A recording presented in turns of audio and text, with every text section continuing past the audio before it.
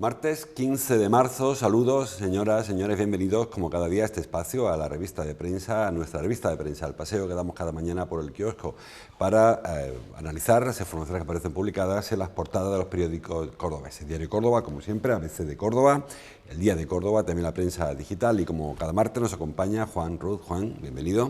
Muy buenos días. Director, como saben, del diario El Día de Córdoba. Bueno, hoy, como en los últimos 20 días, sigue apareciendo mucha Ucrania, mucho conflicto bélico en las portadas y en las fotografías. Vamos con este primer vistazo.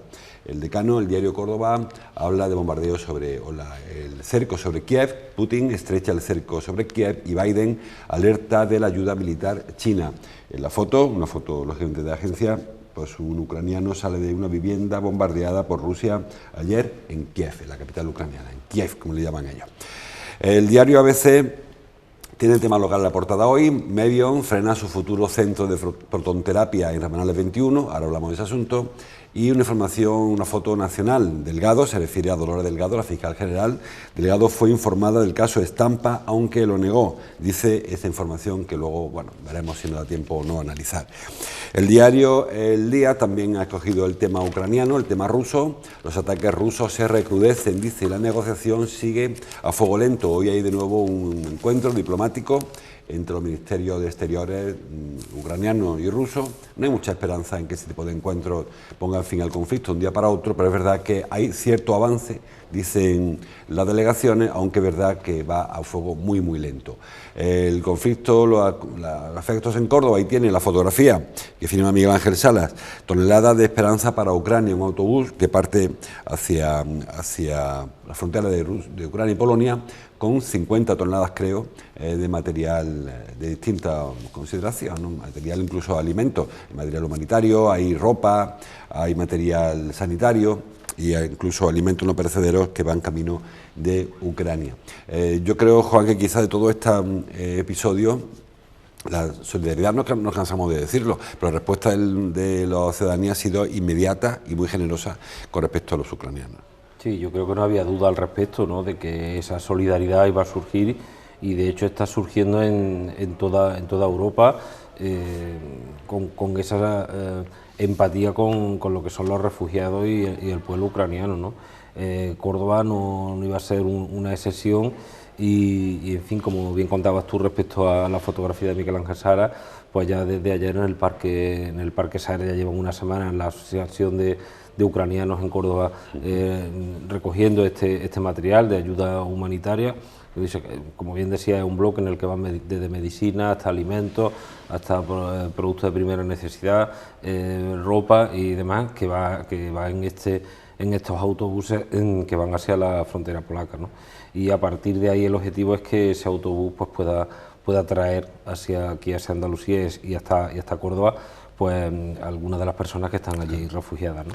Yo creo que eso es evidente, ¿no?, que la solidaridad ya digo, de todo el continente está siendo una respuesta yo creo que extraordinaria y Córdoba no iba a ser menos. Publica hoy el diario Córdoba que las comisarías de la provincia no han recibido peticiones de asilo de refugiados todavía en Córdoba. Nos consta que han llegado varios grupos familiares, núcleos familiares, bien por sus propios medios, bien de vuelta con alguna ayuda humanitaria, pero oficialmente aún no se ha solicitado esta ayuda, que consiste básicamente en un permiso de residencia, un permiso de trabajo y el acceso, un NIE, una identificación, para que puedan recibir prestaciones sanitarias y escolarizar a los pequeños. Es verdad que no hace falta un día para otro, y yo entiendo que la gente que llegue tendrá otras prioridades que no arreglar los papeles, porque no lo van a deportar, evidentemente. Pero es curioso que no haya habido todavía ninguna solicitud. Bueno, yo creo que esto tiene una fácil explicación. Las familias que han venido desde Ucrania es porque ya existía un vínculo familiar con otros hogares de aquí, de Córdoba, con lo cual ha sido una relación, entre comillas, entre las dos familias se han puesto de acuerdo y se han desplazado hacia aquí, ¿no? No es el modelo ideal el que se está planteando desde Bruselas ni desde las distintas administraciones, incluido el gobierno español, porque lo que se quiere es que estas personas lleguen aquí con la máxima garantía, pero hay un factor humano y sentimental que desde luego es difícil de rebasar, ¿no? Y por eso no se ha dado todavía ninguna petición oficial. Seguramente estas familias, con el paso de los días y una vez que sepan qué trámites tienen que realizar, pues ya supongo que pedirán esa especie de asilo extraordinario que se le va a dar a estas personas, que van desde, en fin, desde la sanidad, los servicios sociales, la escolarización e incluso la universidad para algunos casos. Entonces yo creo que aquí el vínculo familiar y esa relación que no se ha perdido entre muchas familias que venían desde Ucrania aquí los veranos, sobre todo con menores que de zonas próximas, por ejemplo, a Chernóbil. Recuerdo que hace unos años venían muchas familias de acogida en verano, pues, en fin, se encargaban de niños ucranianos y demás. Y ese vínculo es el que ha pasado un poco por encima de lo que es el trámite administrativo, pero yo no tengo duda de que en los próximos días también el resto de familias acogedoras, que me consta que son bastantes, pues sabrán qué tienen que hacer, ¿no? Yo creo que aquí ha faltado un poco de agilidad, aunque es complejo, por parte en este caso del Gobierno, de informar a estas familias de cómo se tenían que hacer esos trámites, aunque se sabe, se está dando en los medios de comunicación, pero yo creo que los propios afectados han querido ir por delante porque la prioridad era sacar a esas personas de allí, ¿no? Es verdad que Ucrania está muy lejos de España o de Córdoba, no se espera un aluvión de refugiados porque están escogiendo países de su frontera, países limítrofes, Polonia, Rumanía, Hungría, donde están llegando más refugiados, y que las personas que están viniendo de España son, como dice Juan, porque tienen vínculos. Hay una colonia importante de ucranianos en Palma del Río, por ejemplo, la Costa del Sol hay muchos ucranianos también, en Levante también hay muchos ucranianos, y probablemente vayan hacia ahí, buscando, porque además el idioma no es parecido el ucraniano en el español, a excepción de estos niños de Chernóbil que sí que llegaron hace algunos años, que algunos de ellos han mantenido relaciones muy amistosas con la familia de acogida, han vuelto luego, han llegado, pero con esa excepción habitualmente se van a quedar en sitios, países eslavos, países donde sean su cultura más parecida, el idioma más similar, ¿no? Y pocos lleguen hasta aquí. Sí, y luego no olvidemos que aunque el conflicto está siendo muy duro, muy crudo, con muchas víctimas y excesivamente sangriento, no olvidemos que la mayoría de los refugiados, que creo que ya vamos camino de los 3 millones, cuando acabe esta semana podríamos hablar ya de 3 millones de refugiados, de desplazados. La mayoría son familias que su anhelo es el de volver, entonces tampoco quieren, a no ser situaciones muy peculiares, muy especiales, como los casos que tú estás hablando, se quieren quedar en países de alrededor donde estén seguros, pero donde tengan una posibilidad de volver a sus casas, claro, porque al final es su anhelo, ¿no? Llama la atención que además creo que en este sentido está muy bien informado. Tú has hablado de países, Polonia, Hungría e incluso Rumanía. Sin embargo, vemos que la población que decide refugiarse en Moldavia, que no es país OTAN, pues es muy poco, porque de hecho incluso hay ciertas especulaciones desde el primer día de la invasión de que al final el objetivo de Putin es también apropiarse o quedarse o intentar invadir Moldavia, con lo cual muchos de los ucranianos que han tenido que salir han descartado este país, sí, por muy cercano que lo tiene, ¿no? Hay una zona de Moldavia que también es muy filorrusa, muy prorrusa, también tiene ahí un grupo separatista que pretende la anexión a Rusia, y claro, parece que el siguiente objetivo, si esta le sale bien, puede ser Moldavia. Bueno, vamos a cosas más cercanas. Hoy se cumple el segundo día del paro de los transportistas.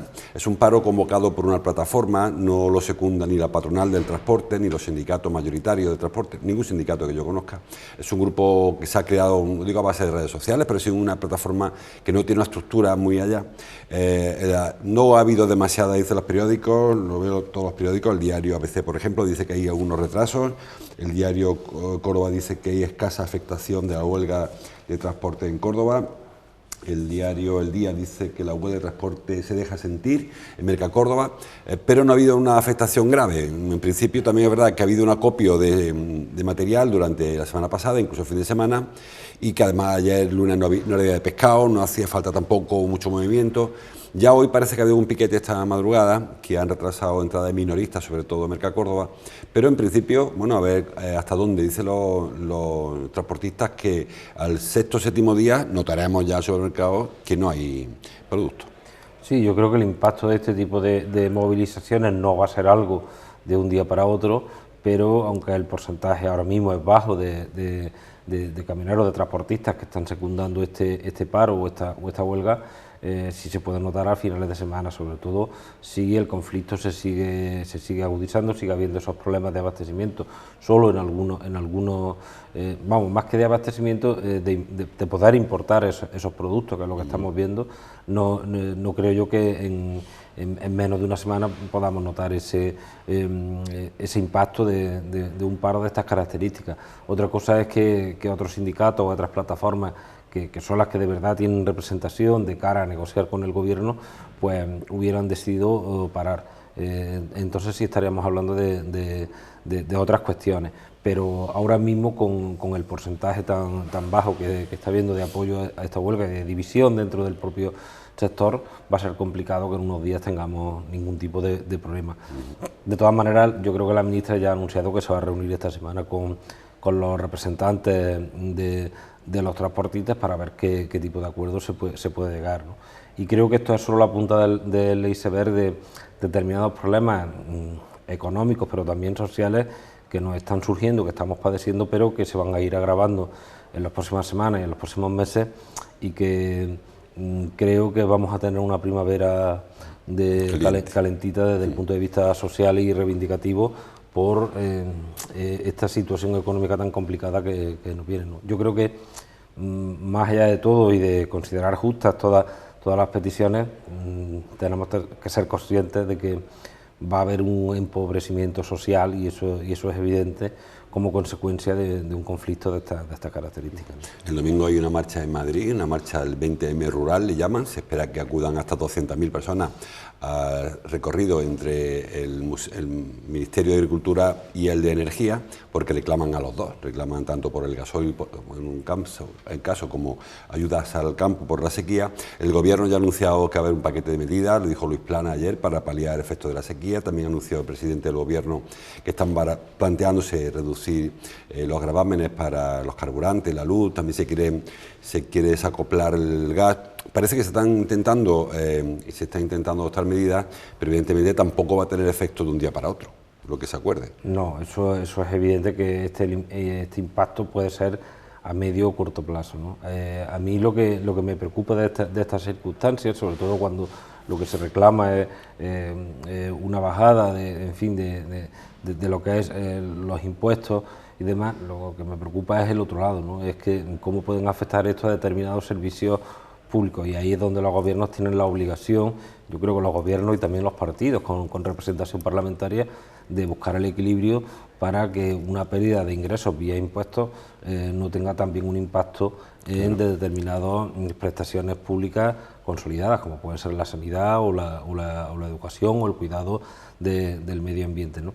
Y creo que con esto, con la cercanía además de unas elecciones municipales que faltan menos de un año y medio, no sé si el clima político va a ser el más adecuado para que se consiga, pues que, en fin, que esa sensación de, primero, de protección por un lado, y segundo, de rebaja de lo que son las tasas impositivas que tenemos los ciudadanos, se pueda encontrar un equilibrio que contente a todos, ¿no? Sí, y sacarlo un poco del debate político también, porque es un asunto que creo que hay que buscar el consenso. Hay que recordar, por cierto, que los impuestos que define el Gobierno, que marca el Gobierno, los que se benefician son realmente las comunidades autónomas.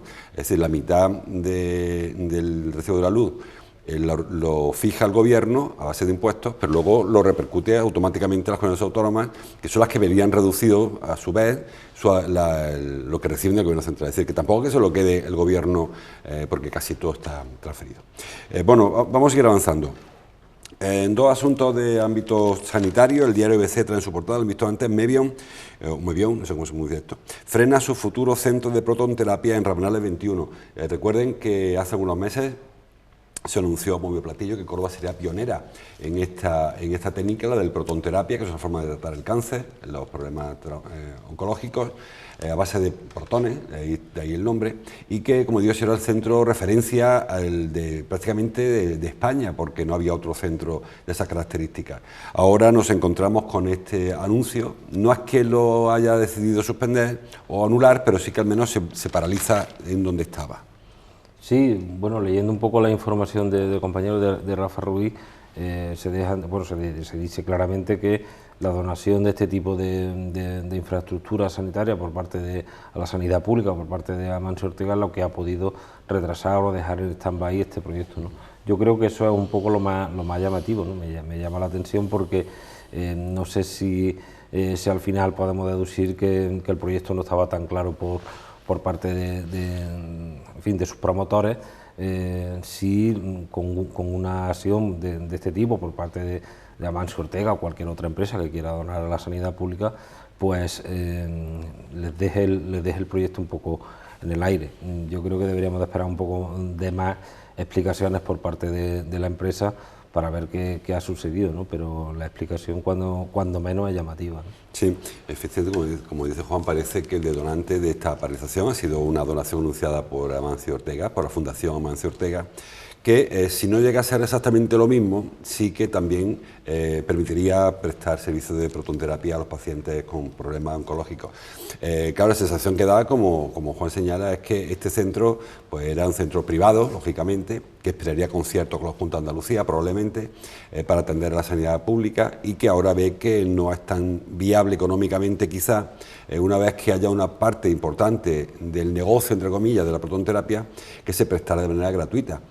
Hombre, yo creo que estos proyectos, sobre todo las inversiones millonarias, se hacen con otro tipo de estudios, ¿no? Y no dependiendo, porque claro, si en lugar de anunciar a Amancio Ortega ahora esto, se lo calla y lo dice cuando está el centro en marcha, pues arruina el invento. Creo yo que estas cosas no deben depender tanto, o no deberían depender tanto de la capacidad de ser rentable.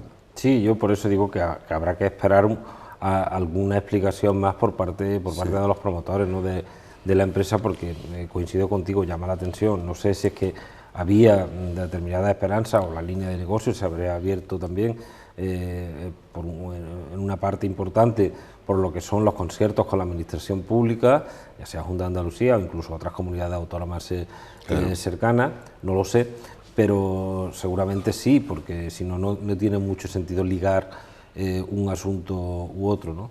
Yo creo que, en fin, este tipo de iniciativas levantan muchísima expectación, sobre todo entre familias que han sufrido este tipo de enfermedades y no sé, yo prefiero ser cauto y esperar alguna explicación más, pero me queda un poco la misma duda que tú estabas planteando. Sí.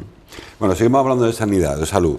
Dice El Día, por ejemplo, el Hospital Quirón Salud obtiene autorización para la extracción de órganos. Es un paso importante. Saben que Córdoba es referente nacional e incluso internacional en algunos aspectos, en algunos capítulos, en cuanto a tanto a la extracción como al trasplante de órganos y células y tejidos.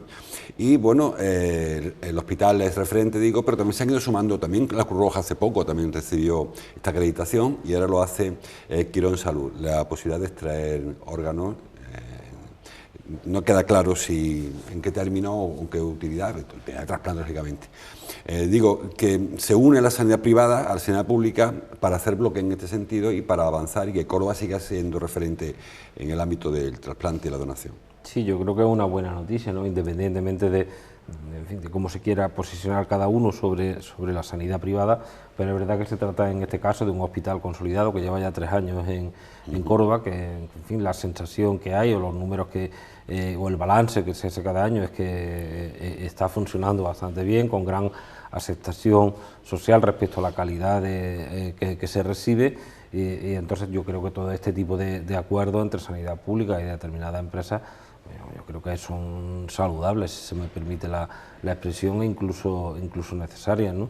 No es que haya habido hasta ahora, que sepamos, ningún problema en este sentido en el Reina Sofía cuando todo se ha abordado de lo público, pero desde luego con el volumen de pacientes, de intervenciones y de aumento de la cartera asistencial que está adquiriendo Quirón Salud, me parece razonable que se llegue a este tipo de acuerdos y este tipo de colaboraciones, porque van a ser necesarias. Recordemos que un trasplante, pues en fin, salva vidas, e incluso no solo una vida, sino más de una, y en Córdoba tenemos conciencia de ello, con lo cual yo creo que mi felicitación desde luego al Hospital Quirón Salud Córdoba y desde luego también a la administración por tener esa sensibilidad, ¿no? Es más interesante que Córdoba mantenga ese papel referente, ese lugar de referencia. Existe, aunque no se trata tampoco de hacer negocio de todo, ¿no?, pero existe un turismo sanitario que en ocasiones se ha planteado como opción, personas que necesitan un tratamiento y que acuden a un centro sanitario, público o privado, en el caso de Quirón sería privado, o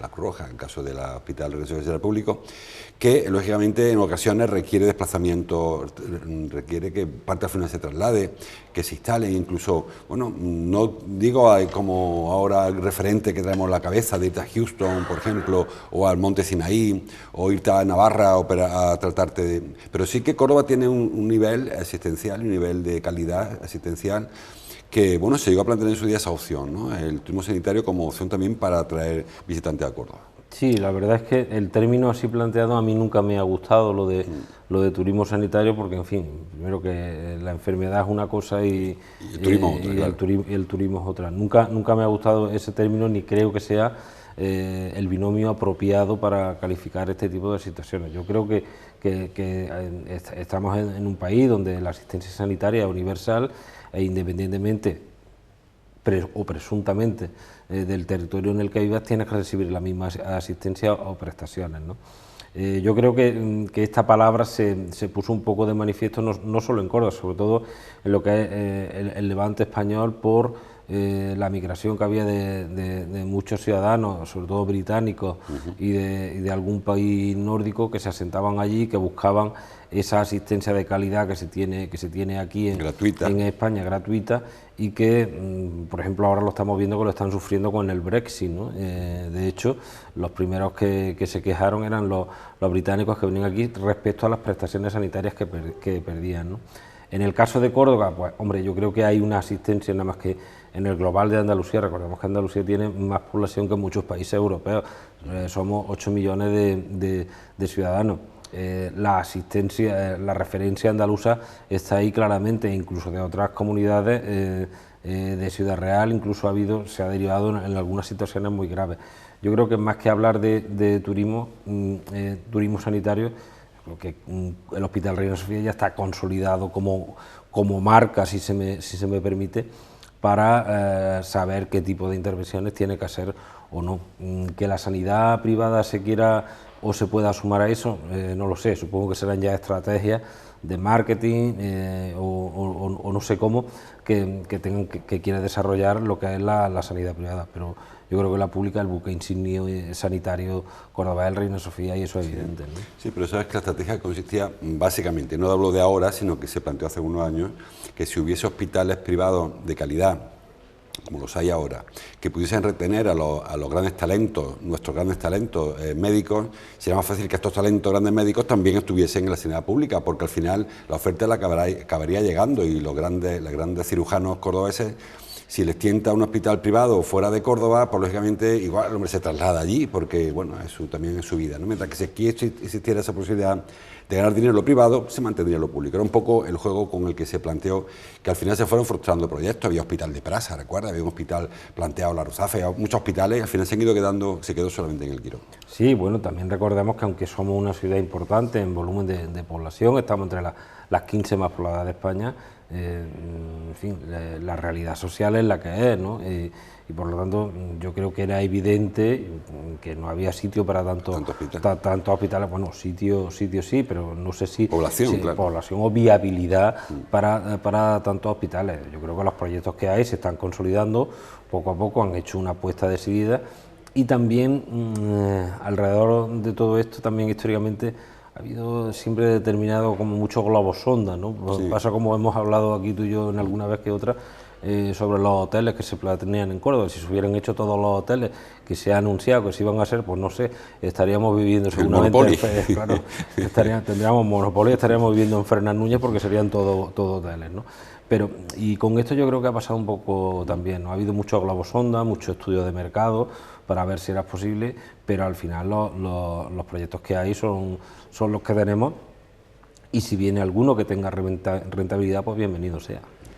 Turismo sanitario, ¿no? Otro turismo sí. Dice el diario Córdoba, lo traen todos los periódicos, que la Junta prevé una ocupación hotelera del 70% durante Semana Santa. Ayer decía en Cotur, recuerden, que se espera que las casas rurales, el turismo rural, alcance pico del 100% el jueves, Viernes Santo, que son los días que habitualmente hay más turismo, el Viernes Santo sobre todo, porque el Jueves Santo no es festivo en algunas comunidades, y se espera una buena semana, una buena Semana Santa en cuanto al turismo. Tenemos todavía el hándicap de la pernoctación.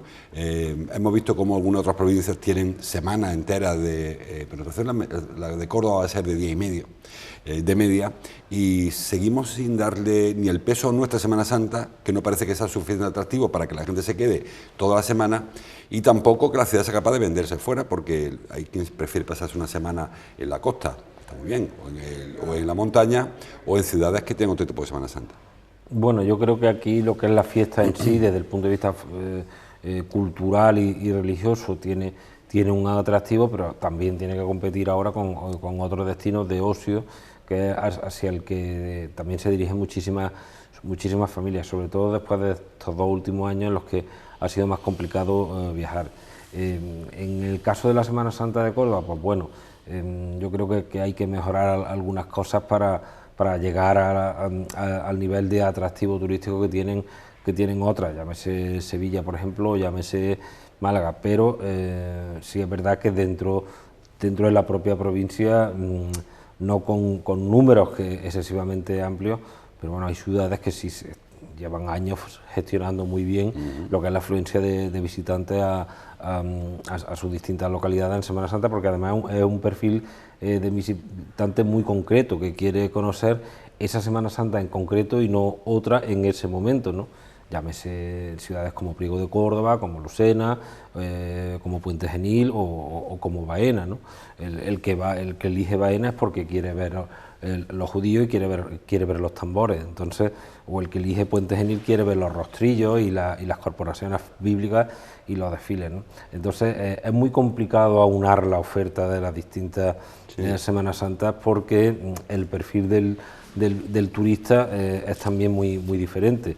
Pues si hay quien se siente más atraído por determinados tronos y demás, pues elegirá Málaga, lógicamente, ¿no? Entonces yo creo que ahí es muy complicado, ¿no? Y Córdoba, pues bueno, creo que lo hemos hablado aquí alguna vez que otra, ¿no? Es de las pocas Semanas Santas que tampoco tiene madrugada, ¿no? Una madrugada como puede ser en otras ciudades andaluzas, ¿no? Pero, en fin, sí es verdad que habría que potenciar un poco más la marca de la Semana Santa para al menos aumentar en unas décimas, en unos puntitos, ese nivel de pernoctaciones que sí estamos viendo en otras capitales, ¿no? Aquí más turismo de excursión, lo que tú comentabas de ir a Baena o ir a Priego o ir a Puente Genil o ir a Montoro, al final es una excursión de un rato que vas, lo ves, te vuelves, incluso te vuelves a Sevilla donde hay gente durmiendo. Yo creo que ese paso al que le falta a Córdoba, porque el turismo potencial lo hay, atractivo lo tiene, y yo no sé si es un problema de marketing o un problema de luchar contra muchísimas décadas y siglos casi de tradición de ir a ver Semana Santa a Sevilla, a ver la Macarena, en lugar de venir a Córdoba, que yo sinceramente creo que objetivamente no hay nada que envidiarle a la Semana Santa de Sevilla. Sí, yo creo que esto es un poco lucha, por eso te decía, casi de lucha contra los elementos, ¿no? Tal vez en vez de hacer una promoción parecida o similar, pues tienes que darle un enfoque, no tiene que ser un estudio con presentar otro tipo de oferta, que el atractivo sea la Semana Santa, pero que tenga alguna peculiaridad o algún rasgo diferente que haga que el turista se quiera quedar aquí, ¿no? Y eso es un trabajo, desde luego, no de un día para otro, sino de una estrategia, yo creo que a medio y largo plazo. Turismo se va recuperando. Hoy publica Cordópolis que más de 750.000 personas pasaron por la Mezquita Catedral en el año 2021, que son más del doble que el año anterior, aunque muy lejos todavía de las cifras del 2019. Este año pasado, o sea, 2021, el último dato que referencia fueron 750.000, en el año 19 fueron 2 millones de personas, es decir, que estamos muy lejos todavía de las cifras, pero es verdad que se va viendo como poco a poco, bueno, no tan poco a poco, en ocasiones muy rápido se recupera el número de afluencia de turistas. Lo hemos visto recientemente en los puentes que han ido coincidiendo, los días festivos, el día de Andalucía, en fin, movimiento hay. Quizá lo más significativo, que el 68% de visitantes fueron nacionales. Nos falta el 30% ese de turismo extranjero, que todavía ni está ni se le espera por ahora. Sí, yo creo que ahí está un poco el hándicap, estamos, verdad, todavía muy lejos de esos casi 2 millones de visitantes que tuvo la mezquita en 2019, pero, en fin, el 2020 fue muy malo, el 2021 y en el 2021, pues bueno, ha habido alguna recuperación, aunque ha habido meses prácticamente de... 81 días cerrados del todo. Claro, 81 días cerrados, entonces pues, todo eso complicaba mucho la visita.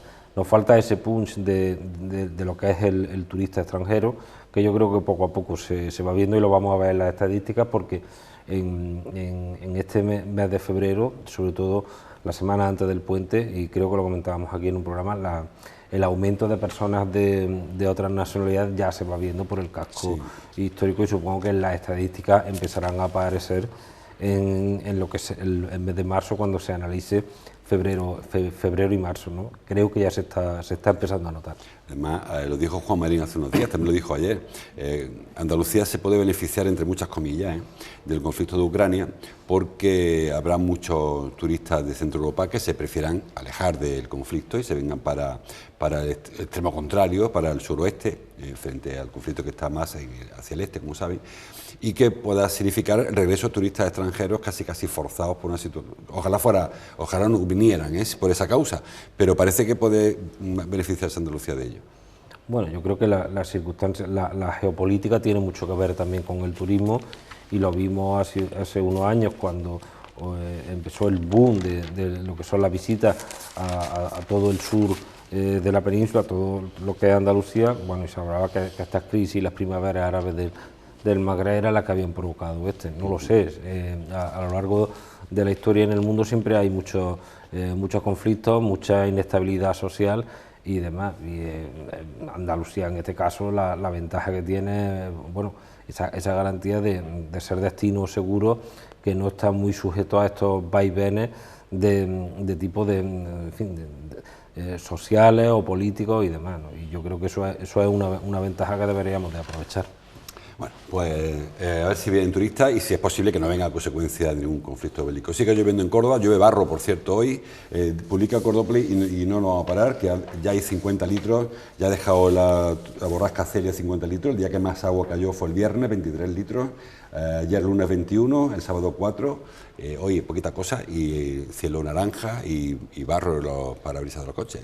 Bueno, pues tendremos que meternos en cochera o irnos al lavadero. Bueno, seguirá lloviendo hasta el jueves, parece que esta borrasca se queda hasta el jueves y que luego habrá otro momentillo ahí de impasse, a ver si aguanta unos días más y nos alivia el campo que falta nos hace. Gracias, Juan, por tu visita, te veo el martes que viene. Aquí estaremos. Y gracias a ustedes también, como cada día, les espero mañana para seguir, como siempre, comentando la prensa. Hasta entonces, gracias por su atención.